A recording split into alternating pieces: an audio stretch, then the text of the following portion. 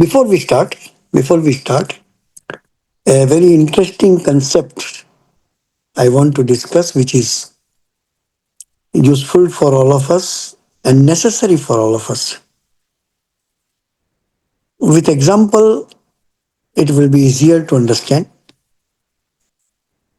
When we installed a lift in our temple to go from first floor to second floor, so the engineer asked me a question, and there it hit me on my head the philosophy. He says, Swamiji, which is your lift landing level? That means when your lift is not in use, it can rest at ground floor. If you want, it can go and rest at the first floor, second floor, sorry. So if your building is, say, 30-story, you can plan that when lift in your not in use, it can go and rest in a particular level you decide. Okay, that is a technical side of the story. The philosophy is we keep our mind a bit higher when we think of God, when we think of scriptures, etc. We normal behavior when we are eating, when we are moving around, doing work, our mind is not down or degraded or anything. But there are some moments, some time in our life where our mind goes to the lower chakras and it goes in a tamasika level. So, what is the state of your mind is not how many hours you are spending in temple and prayer and classes and meditation and all that. Where you rest, where you relax is your state of mind. When you are very tired, do you say, let me do japa for half an hour because I am very tired? Let me do meditation for a while because I am very tired? When you are mentally fatigued and physically tired, you sleep, you watch TV, you browse the Facebook, you keep on watching small videos. That is your mind landing level. You are trying to go high little by japa meditation, but you come and rest in Facebook, in videos, in YouTube, in movies, etc. So our state of mind should improve, and this is you can test yourself where you are.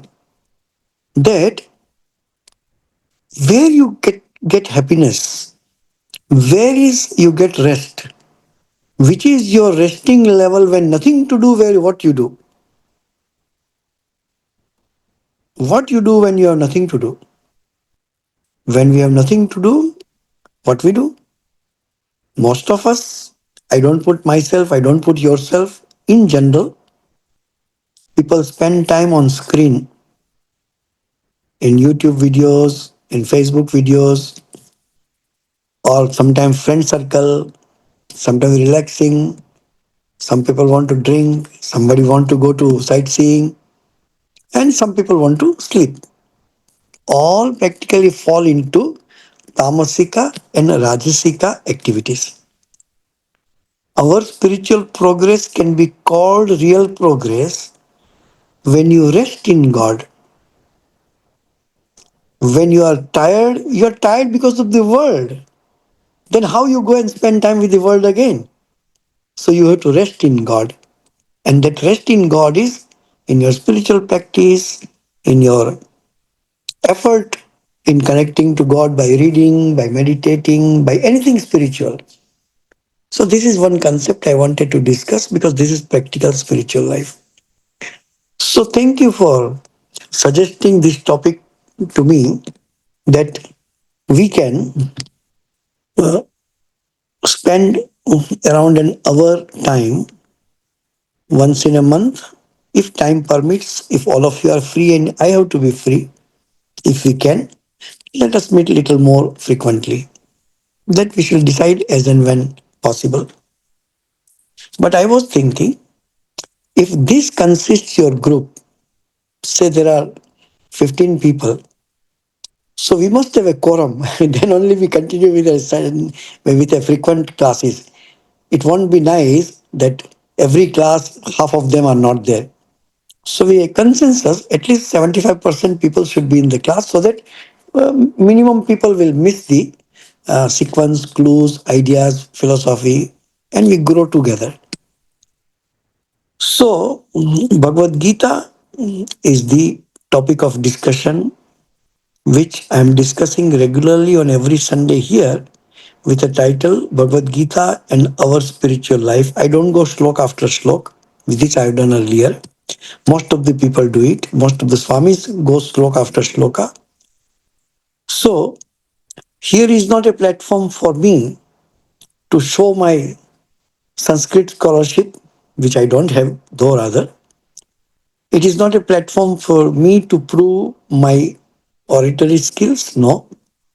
We are here to grow together with the help of scripture, Bhagavad Gita.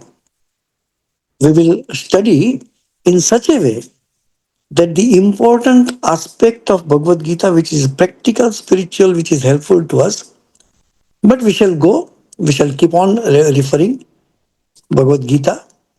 I do not know at this point of time today how many of you are sitting with a copy of Bhagavad Gita. I do not know. If you are sitting, you can take a Bhagavad Gita, preferably our publication, Ramakrishna Mission's publication. Whatever two which you are showing, Ranganathanji, will you be we have 10 publications or more than 10 publications of Bhagavad Gita. So you can take up any of them. There is a common, you can take Vireshwaranji one or Swarupanji's one. Parmananji is little difficult, Tapasyanji is little difficult. So whichever way, you take Bhagavad Gita, essence is the same. So today will be a general Bhagavad Gita class. We have little, maybe half an hour, 30 minutes, for 35 minutes today we shall still have, and we shall spend that. What is Bhagavad Gita in our literature? Swamiji has given lectures on Bhagavad Gita. Swami Abhedananda ji has given lectures on each and every shloka of Bhagavad Gita, which is part of the complete works of Swami Abhedananda. Separately also they have published. Vedanta Math has published. So, Sri Ramakrishna used to say, what is the essence of Bhagavad Gita? Which you speak Gita, Gita, Gita 10 times, it becomes Tagi, Tagi, Tagi or Tyagi, Tyagi, Tyagi. So he says, renunciation. Renunciation of what? Renunciation of lust and greed. The translation of lust and greed, though Swamiji mentions in one of his letters that it should not be translated as woman and gold, it should be translated as lust and greed. It is Kama Kanchana, it is not Kamini Kanchana, though Thakur uses the word Kamini Kanchana, because most of his Thakur's audience was men. Holy Mother says in one place that Purush Kanchana. Why? Even I am taking little liberty considering you people are devotees, so I can take little liberty.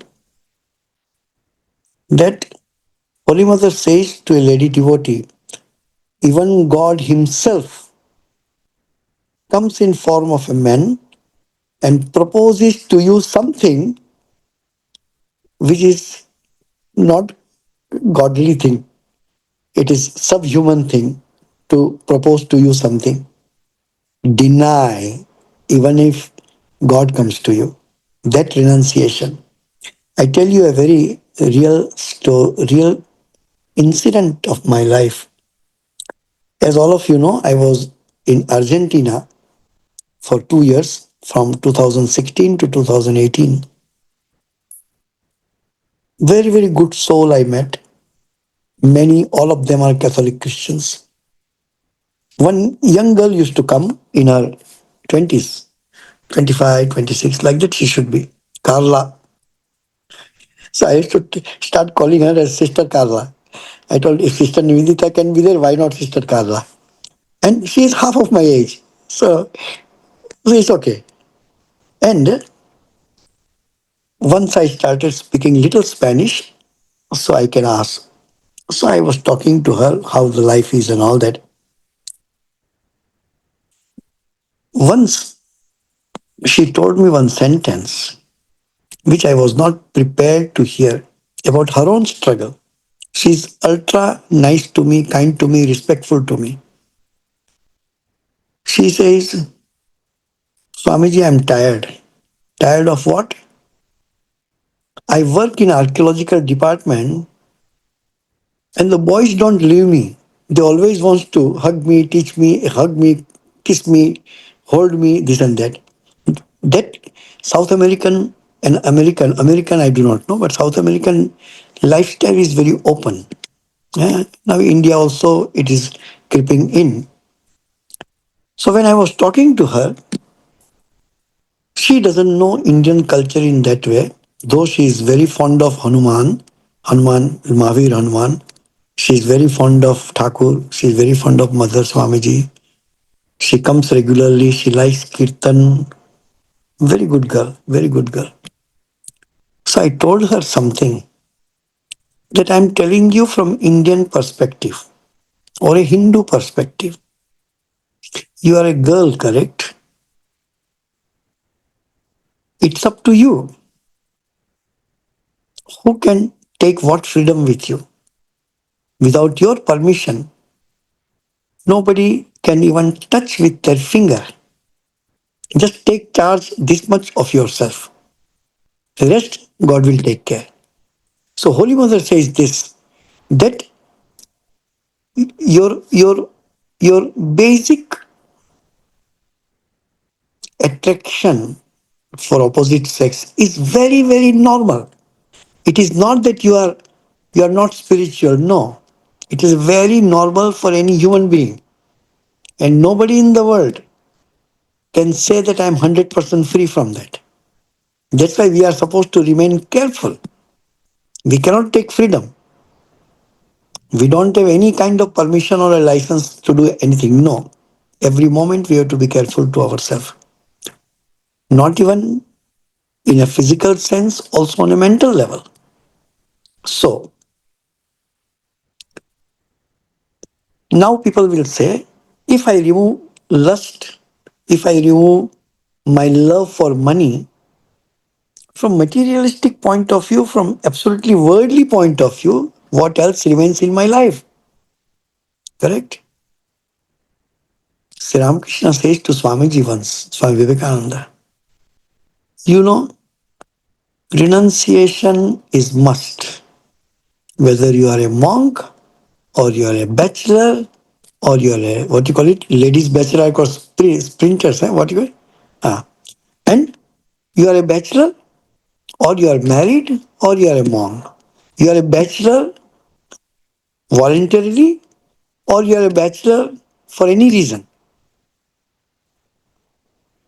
But yes, for the sake of progeny, for the sake of having family, or even for any other purpose, after certain age, after certain number of years, number of period, number of times, you have to slowly rise above that. Not renunciation, to outgrow. That is your need. Yes, once upon a time, that is your need.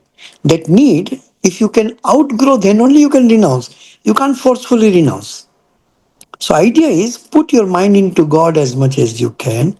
Love God, understand the philosophy that along with your body, along with others' body, these are all temporary existence. Everybody is born, whoever is born have gone. I also will go one day, you also will go one day. And very interesting, I do not know, I'm taking little freedom. Don't ask me question about this what I'm telling. Understand whatever you want to understand. I'm taking freedom again, I'm telling, with all due respect to all the people, all of you here, that When a lady conceives a child, you know, out of 4 to 5 million sperms, only one sperm gets fertilized. That means what? There was one vacancy and there was 5 million, 4 to 5 million applicants were there. You and me are lucky to get manifested in a human body. Remaining less than 4 million couldn't get even chance to get manifested. That's why it is said the human life is so precious. Out of 4 million, any sperm could have entered. And every sperm is a human being. Correct? But you got a chance to get manifested. Be thankful to your parents. Be thankful especially to your mother that she took on her so much discomfort. Those ladies and all the men here, including me, just keep a, a, a, a bag on your shoulder with 5 kilo stones. Keep it for 24 hours and see how it is. And think of a pregnant lady who is having 2 kilo plus in her belly for 9 months, or at least average 4 to 5 months. It's not easy. Giving birth to the child, that's why it is called a sacred duty. That's why it is called, even if you become a monk, you cannot be out of debts to your mother. Today I am sitting in front of you with this body is a gift of my parents, especially my mother who took so much trouble. But renunciation has to come. You have to outgrow these basic instincts.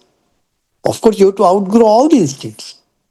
But basic instinct, the meaning of renunciation or tyaga is especially these are the two instincts, your lust and greed, which takes away so much time and energy in your life.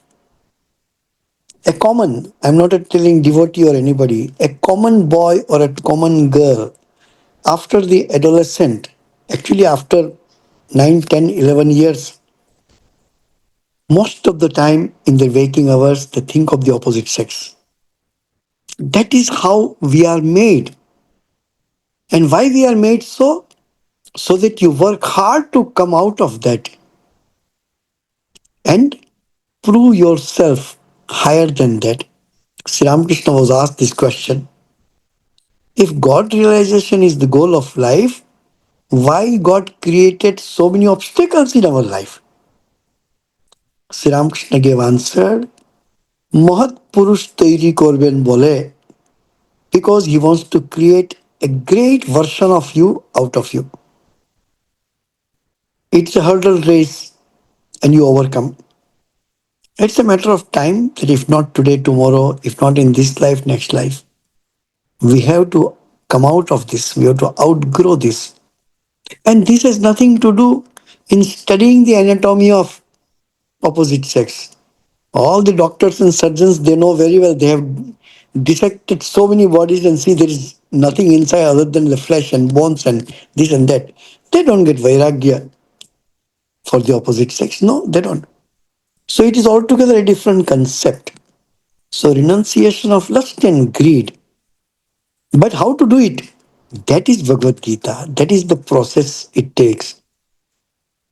The more you go towards east, the west will fall behind. You don't need to renounce west. So don't try to renounce anything. Just increase your love for God. Just increase your love for the name of God, which is one and the same. And with very ease, without your knowledge, you will go to a level when many things of our life which are so important to us will not remain that important. Here we are sitting, correct? We all belong to different ages. Do you think the priority of one who is in the 20s and 30s, do you think the people in the 60s and 70s have the same priority in life? No. Our priorities have changed. And that along with your experience. So don't try to forcefully renounce. Sri Ramakrishna says, if I have a wound, if I have a wound here, I should not scratch and remove the dead skin. The dead skin will fall off by itself. Only you keep on taking medicine, you keep on looking after itself, and it will take care. So renunciation again is not something to give up. If you go, if I go to Pravir Mukherjee's house, which is on how many? 28th floor, 28th floor, for example. Without renouncing 27 floors, can I go to 28th floor? No. I try to go to 28th floor, 27 floors will be automatically renounced by me. I don't need to force to renounce. In the same way, just read scriptures, take the name of God, do things which purifies your mind, your samskaras will be subdued by itself. Why? Because your love for the God, love for truth will increase. It's a long process. It is not a process of 1 or 2 or 3 years. In Ramcharit Manas, Tulsidas says, Janama Janama Muni Jatana Karahi. Life births and births and births, the rishis and munis. Class. Let it in. Okay. 1 second. I'm in class.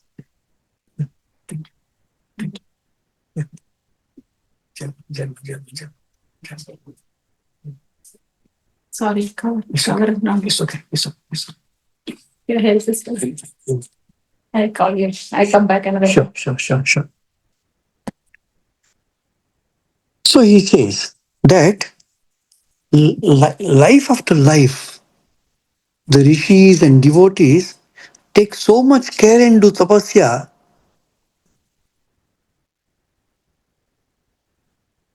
then also they don't realize God. It's not easy.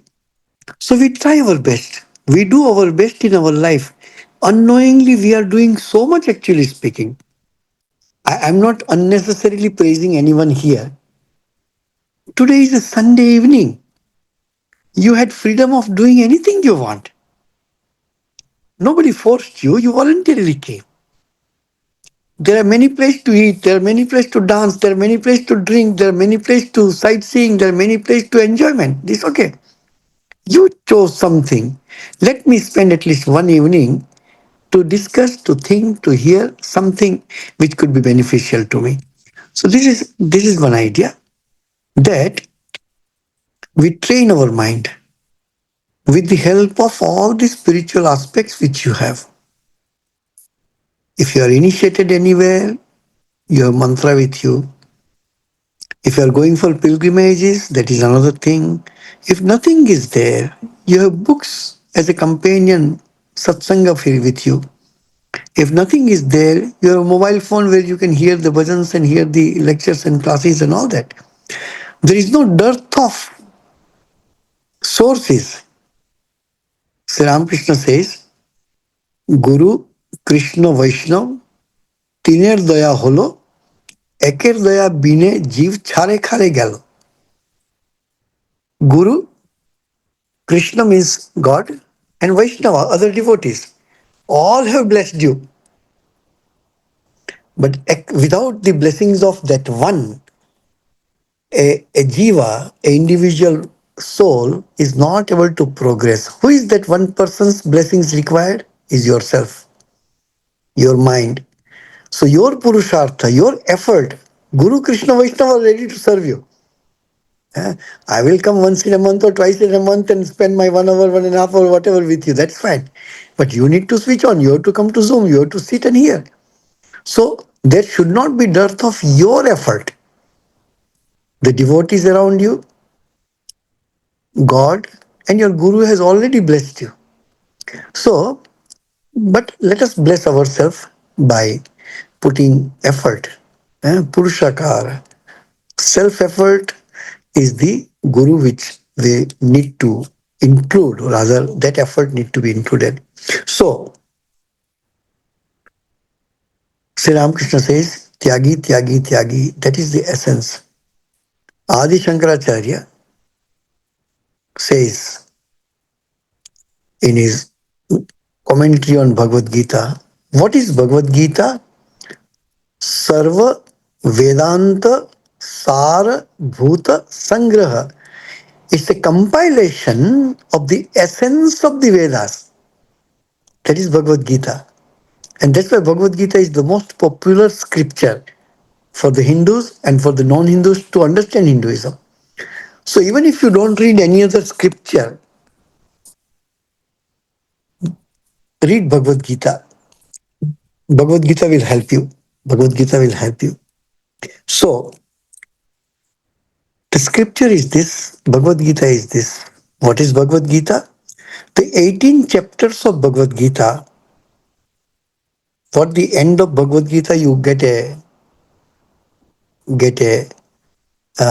closing remark by Sri Krishna or by Vedavyasa while writing Mahabharata.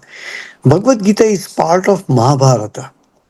Mahabharata is not part of Vedas, but what Vedavyasa has written in form of Mahabharata, which is a history of India, there Bhagavad Gita comes and Sri Krishna's mouth, the Bhagavad Gita is told to Arjuna in 18 chapters. Every chapter is a yoga.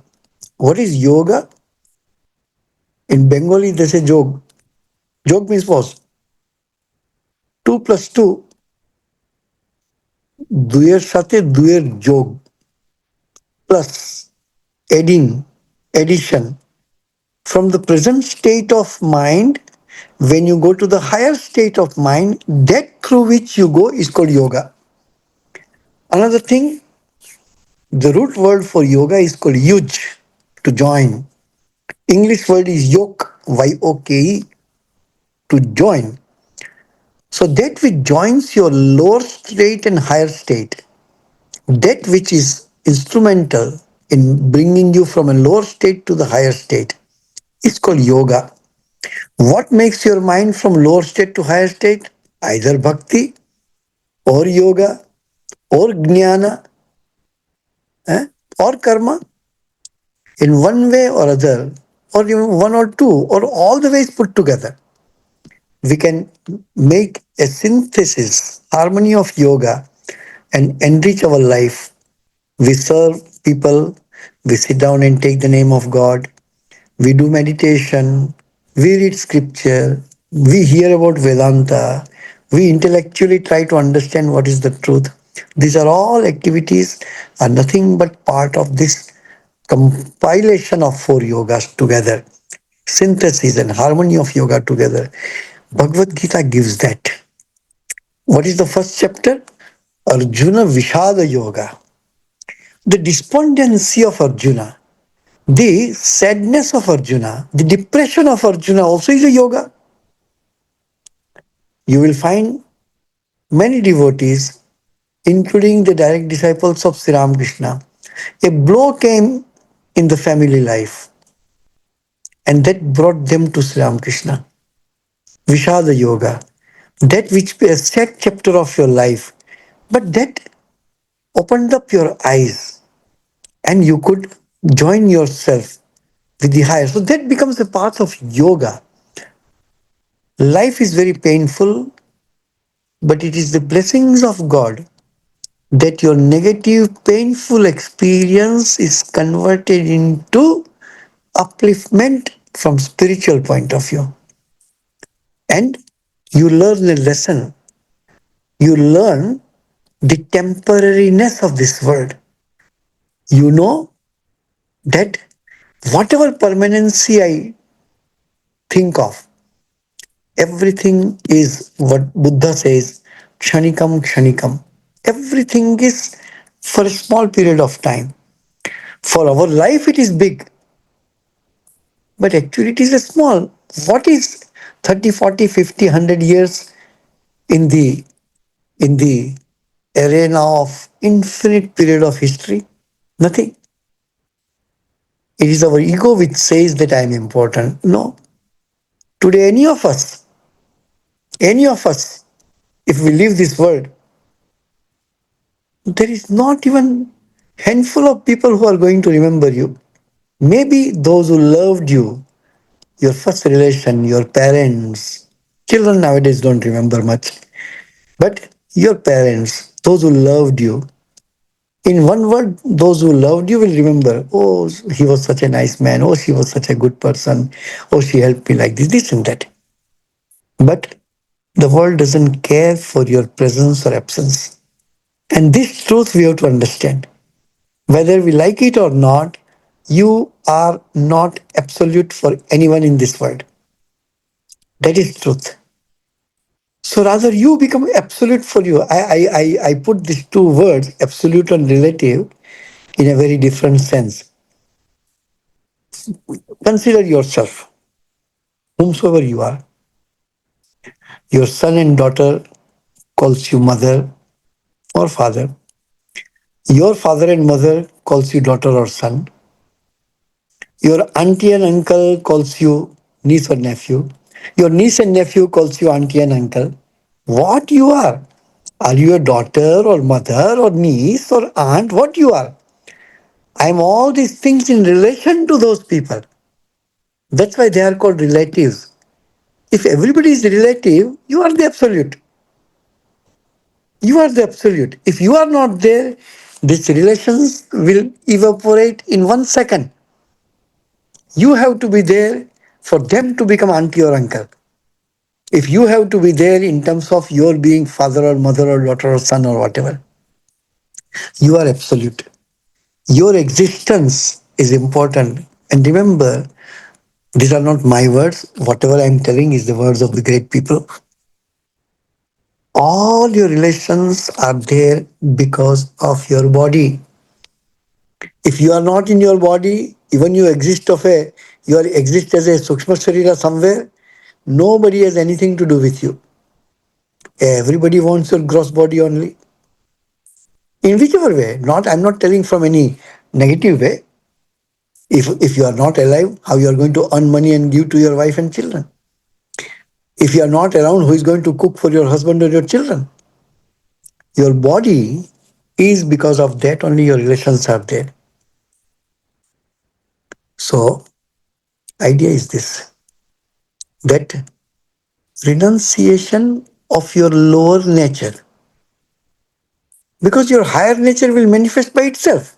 You don't need to find an Atman or Brahman from somewhere and install in your heart. No, you are already that. Only it is by mistake, by ignorance, we are considering ourselves a body. And whether it is body of a householder or body of a monk doesn't matter at all. To consider oneself body is a bondage. What does it matter whether it's a monk's body or a householder's body? Who cares? Who cares? So, this body, but so far as we have a body, we have this great opportunity to remember God, to serve God in terms of others. How nice, instead of serving your family out of attachment, same family you serve as representative of God. In one way or other, you didn't decide any of them. They all came in your life by the wish of God only. You say, no, no, I came to know. Why you came to know that boy or that girl and fell in love and got married? It's not question of that. Which son or daughter would have been born, as I told, out of 4 million? Anybody could have come. You do not decide anyone. Neither you decide your parents, neither you nor you decide your children. What you decide? Nothing. So, whoever is in your family, whoever is your neighbor, when you go by plane to some place, do you decide who is your next person who is sitting in next chair? You don't know. When you buy a house or rent a house, do you know? Do you select your neighbor? 99% no, or 100% no practically. Even if you find out a good neighborhood, that neighbor may be die, that other neighbors may come in. It's not question of that. In your hand, apparent freedom is there, not absolute freedom. When your birth is not in your hand, when your death is not in your hand, how in between things can be in your hand? So instead of being attached, instead of doing any kind of slavery in the name of love or in name of power, why can't we take these are God sent people in my life? And if you are sent by God, you are another form of God for me. That's all. And you love your husband, you love your children, you love your wife, no problem at all. Because they are God sent people. And you are seeing the face of that God in them, consider them as your wife, husband, children, whatever. But they are sent by Him. That's why I love. If we take that in our mind, that we love each other because God has arranged them in my life. Sometimes you don't like, but still we appreciate. Why? Because you are sent by God. Now modern time is there. I'm not going from sociological point of view, but from historical point of view. An English word is divorce, a Urdu word is talak. Tell me a Sanskrit word for talak or divorce. There is no word because this doesn't exist. Tell me one case of divorce from your Purana or Ramayana Mahabharata. Ravana was so bad that Rama came and killed. Mandodari didn't leave him. She knew that my husband is a ruffian. That doesn't matter. He is my husband and I'm not going to renounce him. So, from this point of view, because they are God sent people in my life, if he or she is misbehaving to teach me a lesson, who is teaching? Not he or she is teaching. It is God is teaching me a lesson. Why? Husband, wife, and teacher, children, and all that is because of family. What about us? We are monks. We don't have any personal relationship with anyone. But we meet people, our staff, devotees, volunteers. Not everybody is the same and giving us happiness. No, forget about it. We have time when I suffer mentally because of the devotees. The way they behave, yes, once I told to someone, the way you people behave, I'm not supposed to talk to you. 50% of you I cannot talk. But I talk to you because you are devotee of Sri Ramakrishna and I love him. So I love you also in spite of your misbehavior with me. Doesn't matter. So your life becomes spiritual. Don't worry about other person is spiritual or not. You become spiritual and you love them because they are God sent people in your life. Accept their shortcomings. Try to heal your shortcomings. Try to be, you can't be perfect, but try to be good, nice, as much as sweet as possible. So renunciation doesn't mean to renounce. Some people say, oh, then why you people left your home and became monk? Real truth is, I never had an option. You want to become monk or you don't want to become a monk. I didn't had that option. There is no way that I will not become a monk. Whatever freedom I had, this was the only option in my life. I didn't want any other option. That was not in my on my table. So my life is guided like this. Your life is guided little differently. But remember, a householder's God and a monk's God are not two different gods. It's the same God. Harmony and synthesis of yoga is as true for householder as true as for monks also. Those who are initiated in our order, maybe I am repeating the same mantra as you are repeating. I do not know. So, so let us understand the spiritual life. Here we are. Spiritual life is a single life. Spiritual life is a life of singularity. There is no group spiritual life. We are all sitting here. Maybe all of us are thinking something different in our mind at this moment. There is no group spiritual life. There is something common in us. That's why we are together. Eh? Did I select you people? You just appeared and I'm fine with that. So people whom I meet, people whom I travel in the train, in the flight, whom I see in restaurant who is sitting in front of me, all are God sent people. I didn't select them. They came in front of me and taught me a lesson. So let us skip this much today. So essence of Bhagavad Gita is renunciation. Swami Vivekananda, when he was wandering about in India in a Parivrajaka state, he used to carry two books. One was Bhagavad Gita, one was Imitation of Christ. Imitation of Christ is by Brother Lawrence. It is about Sangha, group life, and spiritual life. But Bhagavad Gita was one of his fundamental text. Of course, teachings of Thakur and blessings of Thakur was with him always. Even Thakur was with him always. But Bhagavad Gita is very, very important scripture. Very, very important scripture.